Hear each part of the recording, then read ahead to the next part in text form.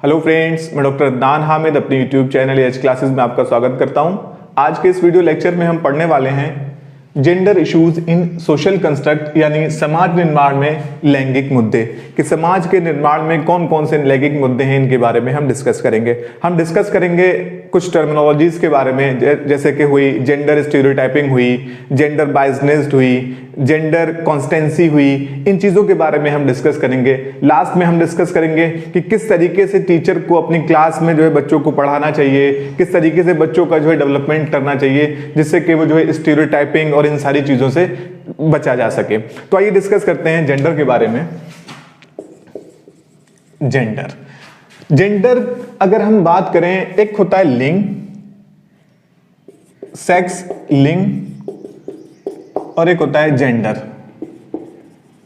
ठीक, इसको भी हिंदी में लिंग ही कहते हैं। तो जो हिंदी मीडियम वाले हैं वो जब ये इस तरीके का कोई क्वेश्चन आए तो इंग्लिश वाले क्वेश्चन में भी जरूर देख ले कि सेक्स है या जेंडर है। अगर हम सेक्स की बात करें तो बेसिकली दो तरीके का सेक्स होता है, या तो मेल होगा या फिर फीमेल होगा। इसी तरीके से हमारे ऊपर वाले ने हमें मेल बनाया है या फिर फीमेल बनाया है। तो जब ऊपर वाले ने हमें मेल या फीमेल बनाया है तो हम इसको कहते हैं बायोलॉजिकल कंस्ट्रक्ट। बायोलॉजिकल कंस्ट्रक्ट, ये कैसा कंस्ट्रक्ट हुआ? बायोलॉजिकल कंस्ट्रक्ट हुआ, यानी जैविक संरचना, जैविक संरचना हुई। लिंग यानी जेंडर, जेंडर कैसा कॉन्सेप्ट है? जेंडर एक सोशल कंस्ट्रक्ट है।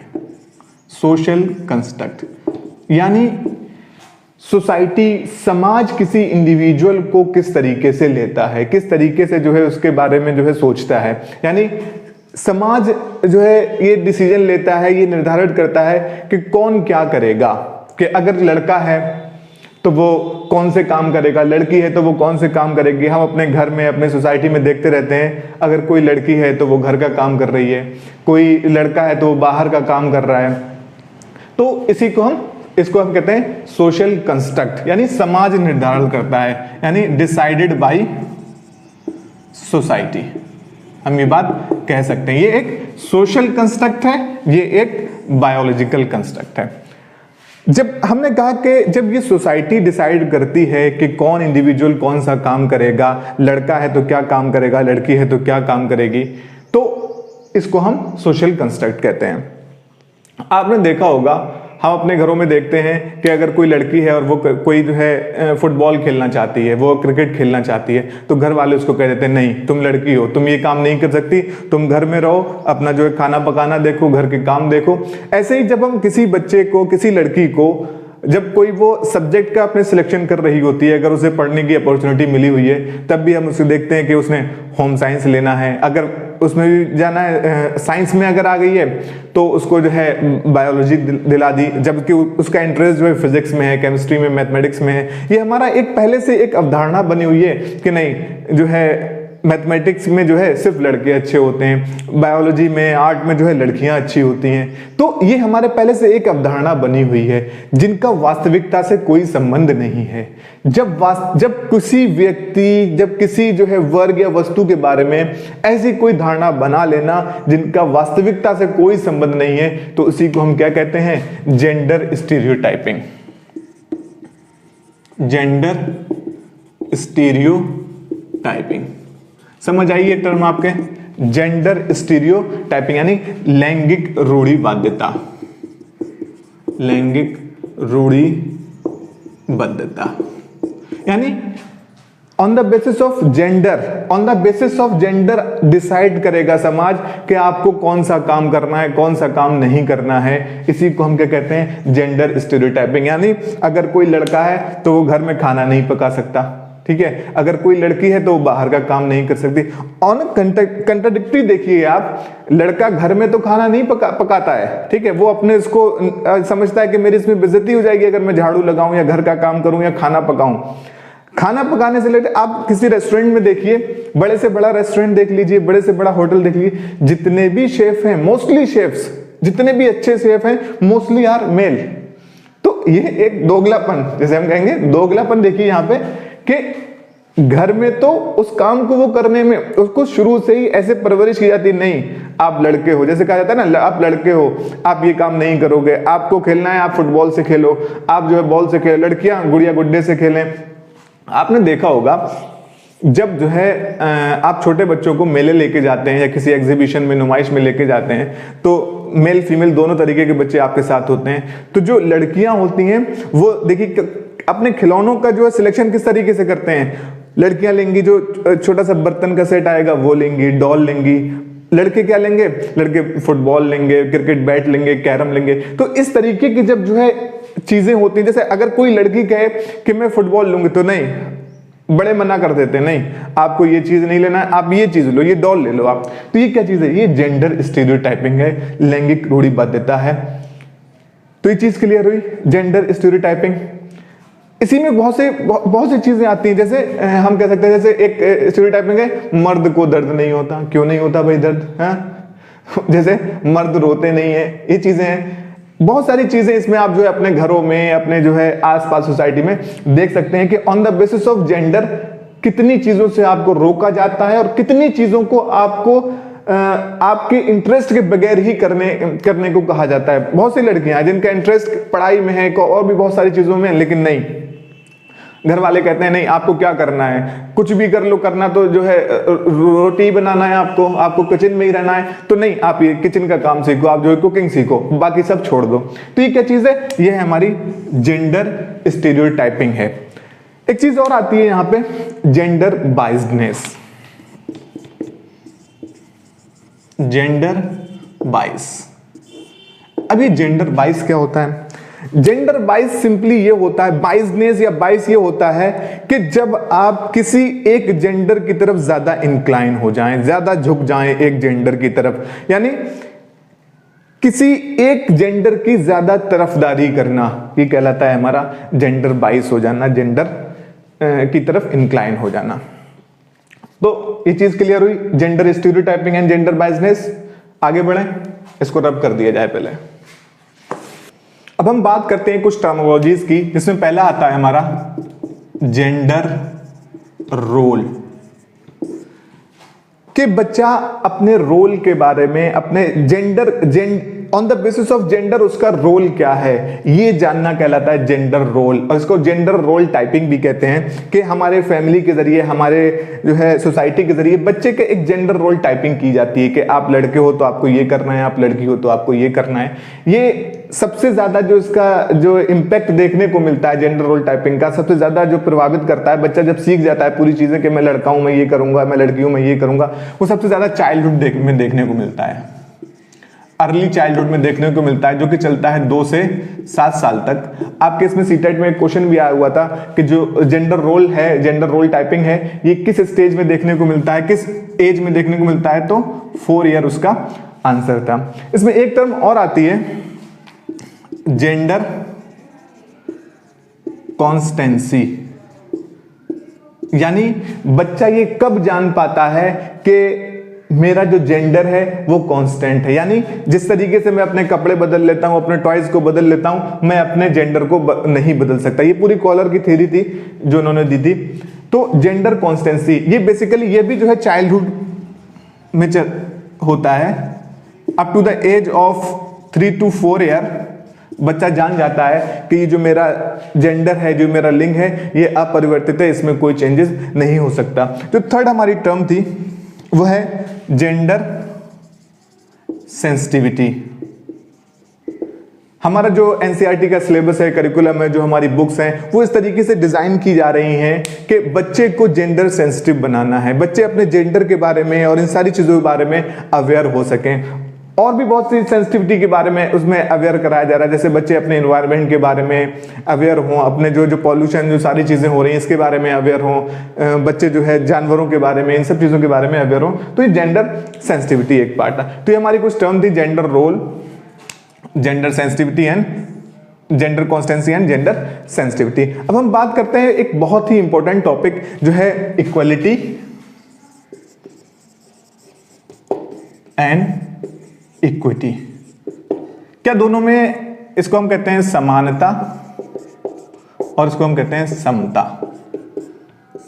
ये बहुत इंपॉर्टेंट टॉपिक है, इक्वलिटी एंड इक्विटी।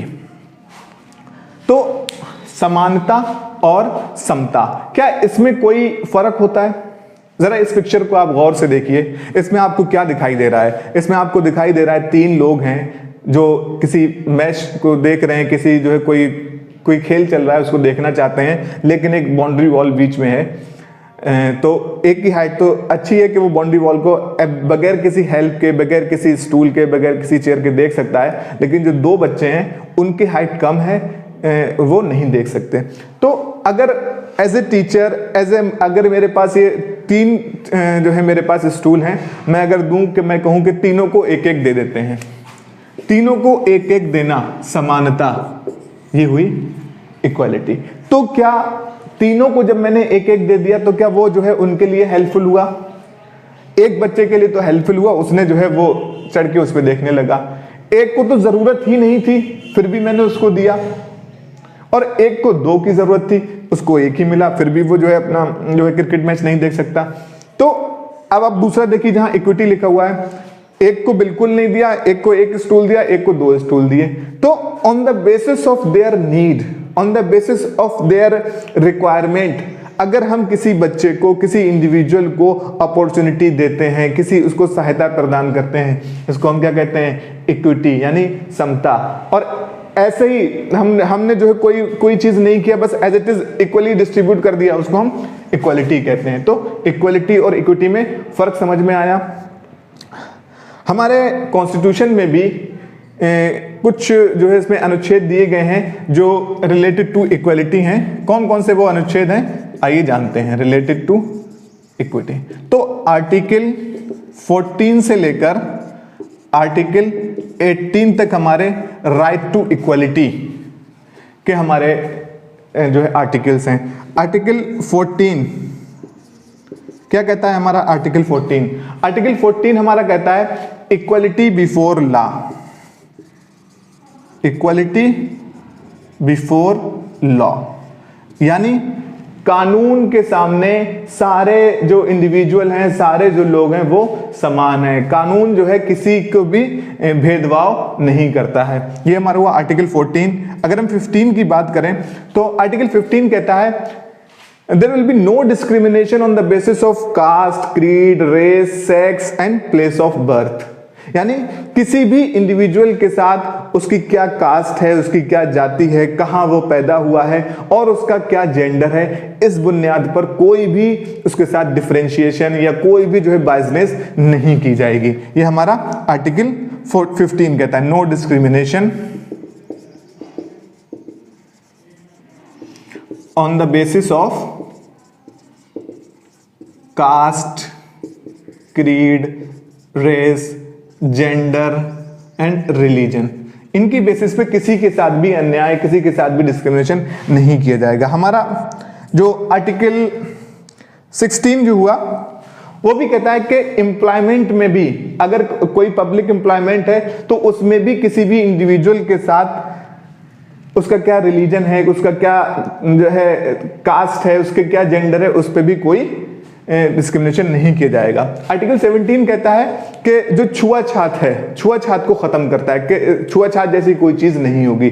आर्टिकल 18 है वो कहता है कि जो टाइटल्स दिए गए थे जो ब्रिटिश गवर्नमेंट के जरिए या बाहर की कुछ गवर्नमेंट के जरिए, उनको भी ये खत्म करता है। तो हमारा अगर हम बात करें रिलेटेड टू इक्वालिटी, ये क्वेश्चन आया हुआ है आपका, कहां से कहां तक है? तो 14 to 18 हम बात करते हैं रिलेटेड टू इक्वालिटी, यानी समानता के हमारे वो अनुच्छेद हैं। तो यहां तक सारी चीज। अब हम बात करते हैं लैंगिक भेदभाव को उत्पन्न करने वाले कारक, यानी वो कौन कौन से फैक्टर्स हैं, वो कौन कौन से जो है कारक हैं जिनके जरिए जेंडर डिस्क्रिमिनेशन होता है। तो सबसे पहले तो फैमिली, कि हम अपनी फैमिली में देखते हैं कि बहुत सारी फैमिलीज ऐसी होती हैं कि अगर लड़की पैदा हो गई तो सबका मुंह टेढ़ा हो जाता है, लड़का पैदा हुआ तो सब खुशी में पेड़े बांट रहे हैं, जो है मिठाइयां बांट रहे हैं। तो फैमिली किस तरीके से जो है ट्रीट करती है, किस तरीके से जो है दोनों जेंडरों को ट्रीट करती है, तो ये सबसे बड़ा जो है कारक है। नेक्स्ट हमारा आता है इकोनॉमिक फैक्टर, यानी आर्थिक कारक। हमारे मोस्टली घरों में ऐसा होता है कि आर्थिक कारक इकोनॉमिकली इतने वो जो है साउंड नहीं होते हैं, उनके पास लड़का भी है लड़की भी है, तो वो कहते हैं कि नहीं लड़की को नहीं पढ़ाएंगे, लड़के को पढ़ा देते हैं। ये चीज होती है कि लड़की के तो हमें दहेज के लिए रुपया इकट्ठा करना है, और इसे करना क्या है, बाद में जो है रोटी बनाना है, खाना ही बनाना है, तो इसे अभी से ही बना, तो क्यों इस पे हम अपना पैसा जो है लगाएं, इससे अच्छा हम अपने लड़के पे करते हैं, तो ये बाद में हमारा सहारा भी बनेगा। ये एक लोगों का एक जो है एक कंसेप्शन बना हुआ, मिसकंसेप्शन कहूंगा मैं, ये बना हुआ है। तो इकोनॉमिक फैक्टर होता है। और क्या फैक्टर्स होते हैं हमारे, लो लेवल ऑफ वुमेन,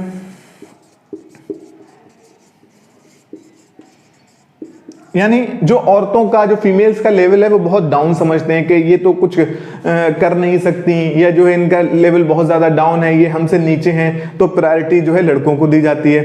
या लड़कियों में देखते हैं हम अर्ली मैरिजेस, लड़कियों की बहुत जल्दी शादी कर दी गई। देखते हैं कि भाई जो है इस पे जो है हमें वही बात आई कि हमें इस पे इसके जो है एजुकेशन पे पैसा लगाएं या इसके दहेज में पैसा लगाएं, तो इससे अच्छा हम इनकी जल्दी से जो है शादी ही कर देते हैं। लॉज एंड पॉलिसीज, बहुत सारे लॉ इस तरीके से बने हुए हैं जो जेंडर डिस्क्रिमिनेशन की तरफ जाते हैं। जैसे कुछ लॉ हैं जिनमें जो है फीमेल्स जो होती हैं उनका गलत इस्तेमाल करती हैं दहेज का। बहुत सारे केसेस हमने देखे हैं जहां जो है पति पत्नी में थोड़ी सी भी लड़ाई हुई तो पत्नी ने जो है फौरन जो है लड़के पे दहेज का केस लगा दिया और उसे जेल में भिजवा दिया।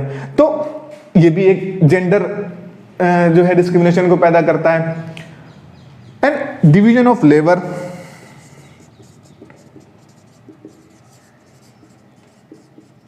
डिवीजन ऑफ लेबर कि आपको कौन सा काम करना है ये भी डिसाइड किया जाएगा हमारी फैमिली और सोसाइटी के जरिए है कि लड़का है तो वो ये काम करेगा, लड़की है तो ये काम करेगी, लड़की है तो अपने तुम खाना पकाओ, लड़का है तुम बाहर से कमा के लाओ। तो कभी आपने सुना जो औरत होती है वो प्राउडली अगर उससे पूछो क्या करते हो आप, नहीं मैं तो हाउस वाइफ हूं, प्राउडली कहती है मैं तो हाउस वाइफ हूं। कभी किसी मेल को आपने ये कहते हुए सुना है कि नहीं मैं तो हाउस हस्बैंड हूं, कहते हुए सुना है आपने? तो डिवीजन ऑफ लेबर, क्योंकि हमारी सोसाइटी ने उस तरीके से जो है डिवाइड करके रख दिया है कि हमें क्या करना है क्या नहीं करना है। साइकोलॉजिकल फैक्टर,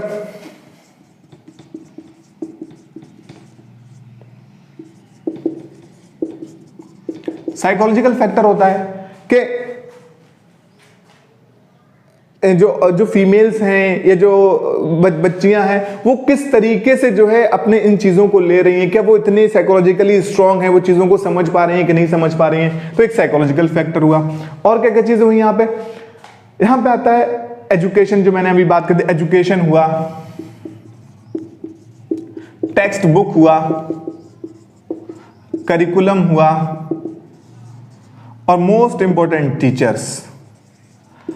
आप देखिए एजुकेशन जो मैंने अभी पहले बात की थी इकोनॉमिक फैक्टर में, लड़कों को ज्यादा एजुकेशन दी जा रही है, लड़कियों को कम एजुकेशन दी जा रही है। लड़का पढ़ना नहीं चाह रहा है तब भी उसको जबरदस्ती पढ़ाया जा रहा है, लड़की पढ़ना चाह रही है तब भी उसको जो है रोका जा रहा है। टेक्स्ट बुक, हमारी टेक्स्ट बुक कुछ इस तरीके से अब डिजाइन की जा रही है जहां आपने देखा होगा कि उनमें से जो जेंडर डिस्क्रिमिनेशन वाली चीजें थी उनको हटाया जा रहा है। हमारा सोसाइटी इस तरीके से डेवलप हो रही है अब जो जेंडर डिस्क्रिमिनेट करती थी। जैसे आपने क्रिकेट में देखा होगा अभी जो है बैट्समैन नहीं कहते हैं, अभी क्या कहते हैं, बैटर कहते हैं। बैटर, बैट्समैन नहीं कहते, मैंने उसको हटा दिया बल्कि उसको बैटर कर दिया कि ये जो है बैटर हैं, ये जो है बैट्समैन नहीं कहेंगे बैटर कहेंगे। ऐसे ही आपने देखा होगा पहले कहते थे चेयरमैन, अब चेयरमैन नहीं कहते बल्कि कहते हैं चेयरपर्सन। तो इन सारी चीजों को हमारे जो लैंगिक भेदभाव करने वाले कारक है उनको हटाया जा रहा है। अब टीचर का सबसे बड़ा रोल होता है कि वो किस तरीके से जो है अपनी क्लास में अपने इस तरीके का माहौल डेवलप करे कि जो जेंडर डिस्क्रिमिनेशन है उसको हटाया जाए। वो क्लास में अपने इस तरीके से रहे कि जो भाषा हो उसकी, वो भाषा जो है लैंगिक विभेदता जो है नहीं करती हो, पक्षपात नहीं करती हो।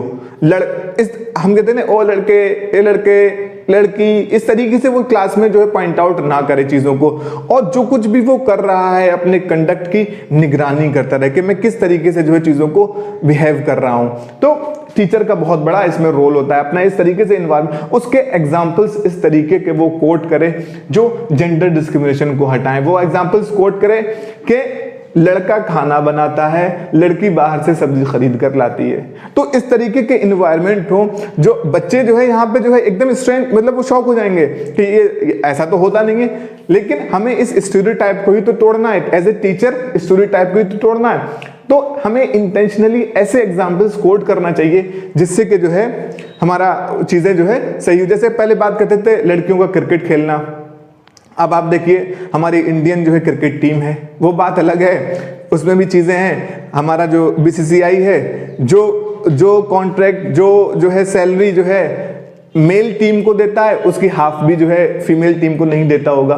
तो ये चीजें हैं जो हमारे लैंगिक जो डिस्क्रिमिनेशन है इस चीजों को जो है करती हैं। लेकिन हम इन चीजों में अब आगे बढ़ रहे हैं, तो टीचर का रोल बहुत इंपॉर्टेंट हो जाता है कि वो इस तरीके से एग्जाम्पल्स को कोट करे, इस तरीके का एनवायरमेंट बनाए जो लैंगिक जो डिस्क्रिमिनेशन है उसको खत्म कर रहा हो।